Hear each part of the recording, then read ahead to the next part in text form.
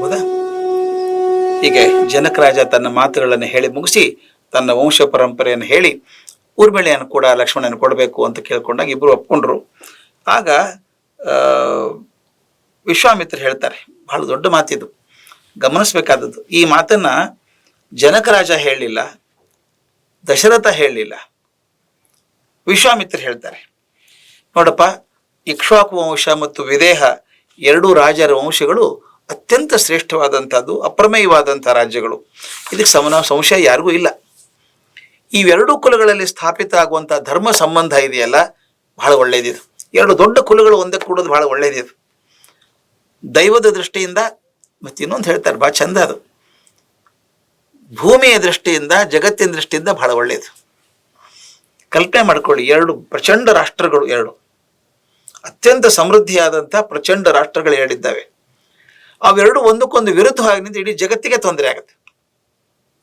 ಎರಡು ರಾಷ್ಟ್ರಗಳು, ಕಲ್ಪನೆ ಇವತ್ತಿನ ಭೂಮಂಡಲ ವಿಚಾರ ಮಾಡಿ, ಎರಡು ಪ್ರಚಂಡ ರಾಷ್ಟ್ರಗಳು ಎರಡು ನಿಂತ್ಕೊಂಡು ಯುದ್ಧ ಮಾಡೋಕೆ ಶುರು ಮಾಡಿದ್ರೆ ಸಣ್ಣ ಸಣ್ಣ ದೇಶಗಳು ಹಾಳಾಗೋಗ್ಬಿಡ್ತವೆ, ಜಗತ್ತೇ ಹಾಳಾಗೋಗುತ್ತೆ. ಅವೆರಡು ರಾಷ್ಟ್ರಗಳು ನಿಂತ್ಕೊಂಡಾಗ ಅವೆರಡು ರಾಷ್ಟ್ರ ಒಂದಾಗ್ಬಿಟ್ರೆ ಜಗಳನೇ ಇಲ್ಲಲ್ಲ, ಎಲ್ಲ ಸಂತೋಷವಾಗಿರುತ್ತೆ. ಅದಕ್ಕೆ ಹೇಳ್ತಾರೆ ಜಗತ್ತಿನ ದೃಷ್ಟಿಯಿಂದ ಇದು ಬಹಳ ಒಳ್ಳೇದಾಗತ್ತೆ ಅಂತ ಹೇಳ್ಬಿಟ್ಟು ಇನ್ನೊಂದು ಹೇಳ್ತಾನೆ. ಈಗ ನೀವು ರಾಮನಿಗೆ ಸೀತೆಯನ್ನಂತ ಮಾಡಿದ್ರಿ, ಊರ್ಮಿಳಾ ಸಹಿತ ಲಕ್ಷ್ಮಣನ ಕೊಟ್ರಿ ನೀವು. ಇನ್ನೂ ಒಂದು ಹೇಳೋದಿದೆ ನನಗೆ ಅಂತಾನು ವಿಶ್ವಾಮಿತ್ರ ಹೇಳೋದು. ಧರ್ಮಜ್ಞನಾದೇನು ತಮ್ಮ ಇದ್ದಾನಲ್ಲ ಕುಶಧ್ವಜ, ಅವನಿಗೂ ಇಬ್ಬರು ಹೆಣ್ಮಕ್ಳಿದ್ದಾರೆ, ಬಹಳ ಒಳ್ಳೆಯವರು. ಆ ಇಬ್ಬರು ಕನ್ಯೆಯರನ್ನ ರಾಮ ಲಕ್ಷ್ಮಣ ತಮ್ಮಂದಿರಿದ್ದಾರಲ್ಲ, ಭರತ ಮತ್ತು ಶತ್ರುಘ್ನ, ಅವರಿಬ್ಬರು ಕೊಡಬೇಕು. ಆ ಧರ್ಮ ಪತ್ನಿ ಆಗ್ಲಿಕ್ಕೆ ನಾನು ಸಲಹೆ ಮಾಡ್ತೇನೆ, ದಯವಿಟ್ಟು ನಾನು ಸೂಚನೆ ಒಪ್ಪಿಕೊಳ್ಳಿ ಅಂತ ಹೇಳ್ತಾನೆ.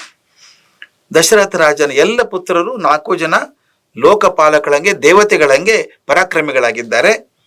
ಅದೇ ರೀತಿ ಹುಡುಗಿಯರು ಕೂಡ ಅಷ್ಟೇ ಚೆನ್ನಾಗಿದ್ದಾರೆ, ಸರ್ವಭೂಷಣರಾಗಿದ್ದಾರೆ, ತುಂಬ ಗುಣಮೂರ್ತಿಗಳಾಗಿದ್ದಾರೆ. ಅವರಿಬ್ಬರು ಮದುವೆ ಮಾಡಬೇಕು. ಆದ್ದರಿಂದ ಭರತ ಶತ್ರುಘ್ನ ಇಬ್ಬರಿಗೂ ಕನ್ಯಾದಾನ ಮಾಡಿ ನೀನು ಸಮಸ್ತ ಇಕ್ಷ್ವಾಕು ಕುಲದೊಂದಿಗೆ ಸಂಬಂಧಿಕನಾಗುವಂತ ಕುಶಧ್ವಜನೆ ಕೇಳ್ತಾರೆ. ಪುಣ್ಯಪುರುಷ ಆಗಿದ್ದೆ ನೀನು, ಇಂಥ ಸಾಮ್ರಾಟನೊಂದಿಗೆ ಹೇಗೆ ಮಾಡೋದು ಅಂತ ವಿಚಾರ ಮಾಡ್ತಿದ್ದೆಲ್ಲ, ಚಿಂತೆ ಮಾಡಬೇಕಾಗಿಲ್ಲ. ಹಾಗೂ ಜನಕ ರಾಜ ಮತ್ತು ಕುಶಧ್ವಜ ಇಬ್ಬರು ಇದ್ದೀರಿ, ನಿಮ್ಮಿಬ್ಬರು ಮಕ್ಕಳು ಅವ್ರಿಗೆ ಹೋಗ್ಬಿಡ್ಲಿ, ವಂಶಕ್ಕೆ ಸೇರ್ಕೊಳ್ಳಿ ಅಂತ ಕೇಳ್ತಾನೆ. ಕೇಳಿದಾಗ ಜನಕ ಮಹಾರಾಜ ಕಣ್ಣಲ್ಲಿ ನೀರು ಬಂದ್ಬಿಡುತ್ತೆ. ನಿನ್ನ ಕೈ ಮುಗಿದು ಹೇಳ್ತಾನೆ, ನನ್ನ ಕುಲ ಧನ್ಯ ಆಯಿತು, ನೀವಿಬ್ಬರು ಇಕ್ಷ್ವಾಕು ವಂಶಕ್ಕೆ ಯೋಗ್ಯರು ಅಂತ ತಿಳ್ಕೊಂಡು ಸಂಬಂಧ ಬೆಳೆಸಿದ್ರಲ್ಲ, ಸಂತೋಷ ಆಯ್ತು ನನಗೆ. ಹಾಗೆ ಆಗಲಿ.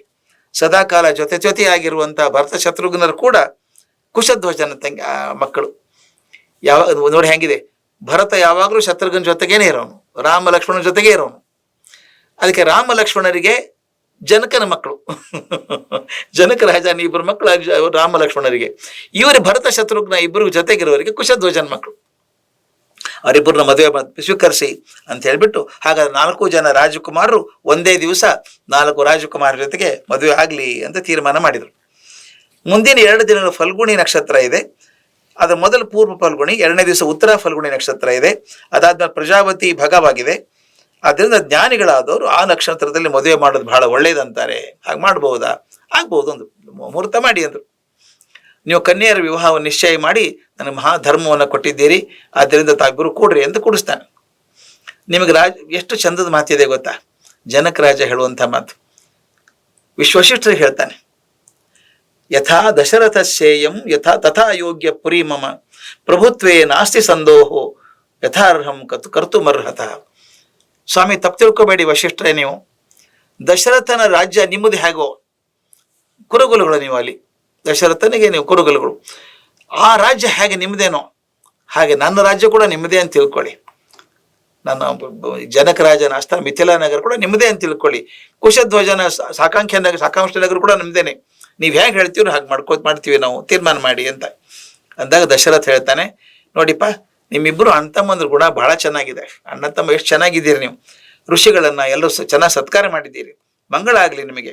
ಅದರಿಂದ ನಾನು ಒಪ್ಕೋತೀನಿ, 4 ಜನ ಗಂಡ ಮಕ್ಕಳಿಗೆ ಈ 4 ಜನ ಹೆಣ್ಮಕ್ಳನ್ನ ತಗೊಳ್ಳೋಕೆ ಒಪ್ಕೋತೀನಿ. ಅದರಿಂದ ನಾವು ನಾಳೆಯಿಂದ ಎಲ್ಲ ಕೆಲಸ ಮಾಡೋಕೆ ಶುರು ಮಾಡೋಣ, ನಾಂದಿ ಕೆಲಸ ಮಾಡಿ ಶುರು ಮಾಡೋಣ ಅಂತ ಶುರು ಮಾಡ್ತಾನೆ. ಗೋದಾನ ಕಾರ್ಯಗಳನ್ನು ಮಾಡೋಕೆ ಶುರು ಮಾಡಿದ. ಗೋದಾನ ಹೇಗೆ ಮಾಡಿದ, ಎಷ್ಟು ಮಾಡಿದ ಅನ್ನೋದನ್ನು ಚೆನ್ನಾಗಿ ಹೇಳ್ತಾರೆ.